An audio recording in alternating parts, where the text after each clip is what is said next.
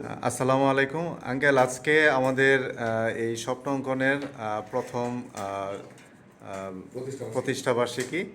তো এই বিষয়ে আপনার একটা বার্তা দিন আমাদের। সামনের বিষয়গুলো কিভাবে করব বা আমাদের একটা দিক নির্দেশনা দিলে তা আমরা অনেক উপকার হব আর কি। ধন্যবাদ।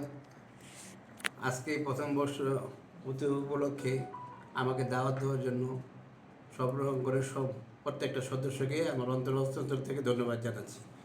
আমি স্বপ্ন অঙ্কনে উত্তরোত্তর সমৃদ্ধি কামনা করছি, যেহেতু স্বপ্ন অঙ্কন একটি ব্যবসায়িক প্রতিষ্ঠান, এটা কোনো রাজনৈতিক প্রতিষ্ঠান না।